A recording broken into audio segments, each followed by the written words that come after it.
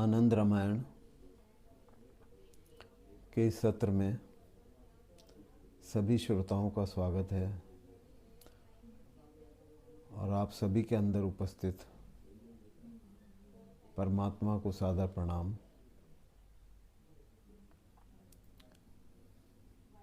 अभी तक हमने आनंद रामायण में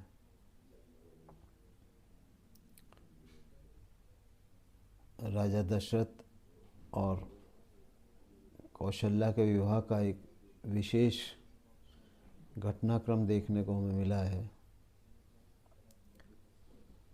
एक दूसरा घटनाक्रम मिला है कैकेयी का। उसको किसी कारणवश अपना एक हाथ वज्र के समान हो जाने का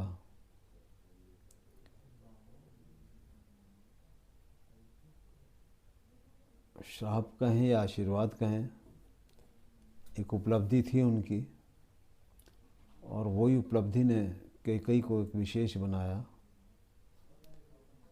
क्योंकि युद्ध में कैकेयी का इस हाथ के वज्र के समान हो जाना राजा दशरथ की प्राण रक्षा करता है और पूरी रामायण को एक आधार देता है। जीवन का महत्वपूर्ण तथ्य इन दोनों से होता है कि जीत जीत है, हार हार है, दुख दुख है, सुख सुख है, लेकिन दोनों स्थितियां एक दूसरे के बिना संभव नहीं है।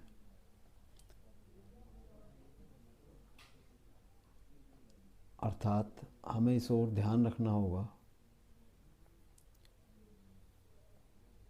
कि जीवन प्रवाह रात दिन की तरह चल रहा है। हमें अखंड रूप में, समग्र रूप में दोनों चीज़ों को स्वीकार करना होगा, तभी हम आनंद की ओर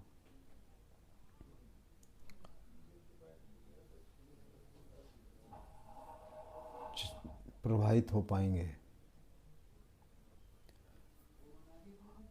प्रथम सत्र चल रहा है, आगे चलते हैं सार कांड का। एक बार की बात है, राजा दशरथ आखेट के लिए सरयू के किनारे एक महान वन में गए। वहाँ उन्होंने बहुत से वनचारी पशुओं का वध किया और नदी के प्रवाह को अपने बाणों की वर्षा से अवरुद्ध कर दिया। उसी समय की बात है,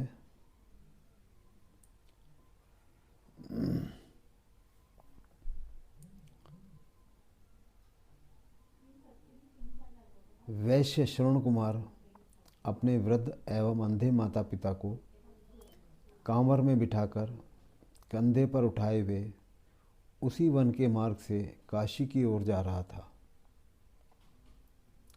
माता पिता को धूप की गर्मी न लगे, इस कारण वह रात्रि में जा रहा था।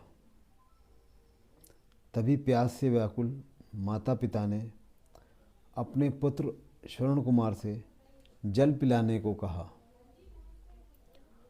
कांवर में बैठे हुए उन दोनों माता पिता को कांवर सहित तालाब के किनारे रखकर श्रवण कुमार घड़ा लेकर स्वयं जल के समीप गया और उसने घड़े को उलटकर जल भरने के लिए टेढ़ा कर उसे जल में डुबोया। तो उस घड़े के जल में डूबने से और साथ हवा के बाहर निकलने से घड़े से वैसी ध्वनि निकलने लगी जैसे कोई हाथी चिंगाड़ रहा हो। राजा दशरथ ने उस शब्द से भ्रमवश यह समझा कि कोई हाथी है। वन्य हाथी को नहीं मारना चाहिए, यह जानते हुए भी राजा दशरथ ने वैश्य श्रवण कुमार को हाथी समझकर बाण से बींध डाला। उस बाण के प्रहार से श्रवण कुमार हाय किसने मुझे मारा यह कहते हुए जल में गिर पड़ा। मनुष्य की उस आवाज़ को सुनकर राजा दशरथ घबरा उठे और शीघ्र ही वहाँ पहुँचे। उन्होंने उसे जल से बाहर निकाला और उसके मुख से सारा वृत्तांत सुनकर राजा भय से काँप उठे। उन्होंने उसके शरीर से बाण बाहर निकाला। राजा के मुख से पुत्र के मरण की बात सुनकर वे दोनों अंधे माता पिता अत्यंत विलाप करने लगे। उन्होंने राजा से चिता बनवाई और पुत्र सहित चिता में समा गए। पुत्र शोक से विभल उन दोनों ने उस समय राजा दशरथ को यह शाप दिया कि पुत्र के शोक से पीड़ित होकर जिस प्रकार हम दोनों की मृत्यु हुई है उसी प्रकार तुम भी पुत्र शोक से मृत्यु को प्राप्त करोगे। राजा दशरथ दुखी मन से अपनी नगरी अयोध्या में लौट आए।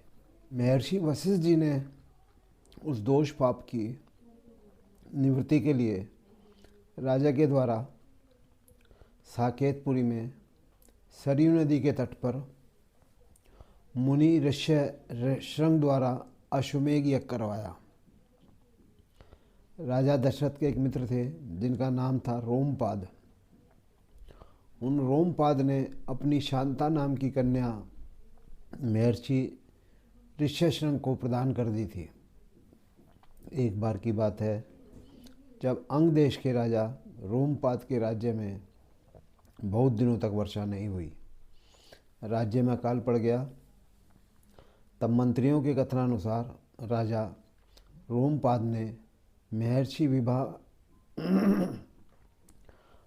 अंडखंड के आश्रम में नगर वधुओं को भेजकर उनके द्वारा महर्षि विभा खंड के पुत्र मुनि ऋष्यशृंग को अपने राज्य में बुलवाया। नगर वधुओं ने वन में जाकर अपनी चेष्टाओं और हाव भावों के द्वारा ऋषि पुत्र को मोहित कर लिया और वे उन्हें राजा के राज्य में ले आई। उन ऋष्यशृंग द्वारा यज्ञ करवाने से उन मुनि के प्रताप से राजा रोमपाद के राज्य में वृष्टि भी हुई और पुत्रहीन राजा रोमपाद को पुत्र की भी प्राप्ति हुई। इससे रोमपाद को बड़ी प्रसन्नता हुई और उन्होंने अपनी शांता नामक कन्या मुनि ऋष्यशृंग को प्रदान कर दी। यह जानकर राजा दशरथ ने भी मुनि ऋष्यशृंग को अपनी पुरी में बुलवाया। उन मुनि ने संतानहीन राजा दशरथ से पुत्रेष्टि यज्ञ करवाया। उस यज्ञ में यज्ञ कुंड से अग्निदेव पायस हाथ में लेकर प्रत्यक्ष प्रकट हुए और राजा दशरथ को वह दिव्य पायस अर्थात खीर प्रदान किया। राजा दशरथ ने तीनों रानियों में वह खीर बांट दी। रानी कैकेयी के हाथ में से एक गृध्री यह समझकर खीर छीन ले गई कि यदि मैं इसे ले जाऊंगी तो मैं शाप से मुक्त हो जाऊंगी। अप्सराओं में श्रेष्ठ सुवर्चला नाम की अप्सरा थी। अप्सरा को ब्रह्मा जी ने नृत्य भंग करने के कारण गृध्री होने का शाप दे डाला था। तदंतर उसके द्वारा स्तुति प्रार्थना करने पर संतुष्ट हुए ब्रह्मा जी ने उस पर प्रसन्न होकर कहा कि जब कैकेयी के हाथ से पायस हो लेकर तुम अंजनी गिरी पर डालोगी तब तुम्हारी पुनः उत्तम गति हो जाएगी, तब तुम पूर्वतः अप्सरा हो जाओगी, इसमें संशय नहीं है। इसी कारण उस गृध्री ने कैकेयी के हाथ से वह खीर लेकर उसे अंजनी पर्वत पर डाल दिया। तदंतर वह अपने पूर्व के अप्सरा के रूप में प्राप्त देवलोक को चली गई। जब कैकेयी के हिस्से की खीर गृध्री ने छीन ली तो कौशल्या तथा सुमित्रा ने अपने अपने भाग में से थोड़ा थोड़ा पायस कैकेयी को दे दिया। तब तीनों रानियों ने पायस को ग्रहण किया और उस दिव्य पायस के प्रभाव से उन तीनों ने गर्भ धारण किया। उन रानियों की गर्भकालीन अभिलाषाओं को देखकर ही लोग समझ गए कि इनसे उत्पन्न होने वाले पुत्र कैसे होंगे और किस किस प्रकार के वे अद्भुत आनंददायी कर्मों को करेंगे।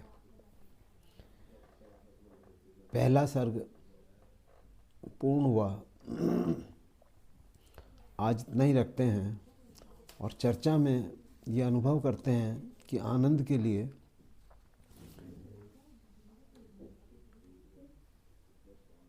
ये घटनाक्रम श्रवण कुमार का ये भी एक हर किसी को दिशा देता है।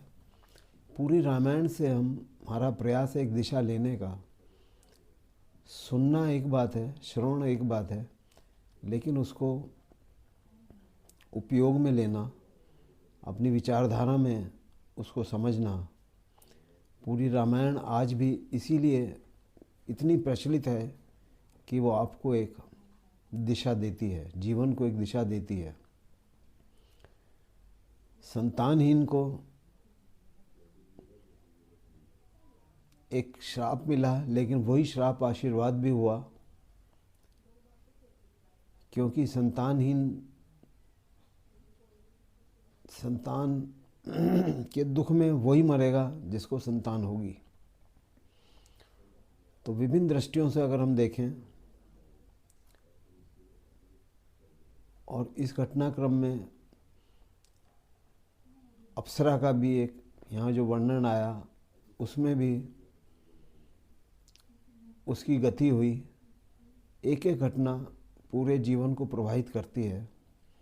ये विशेषता है इस रामायण की, जिसको हमें देखना होगा, समझना होगा और ग्रहण करना होगा। आज इतना ही रखते हैं। धन्यवाद।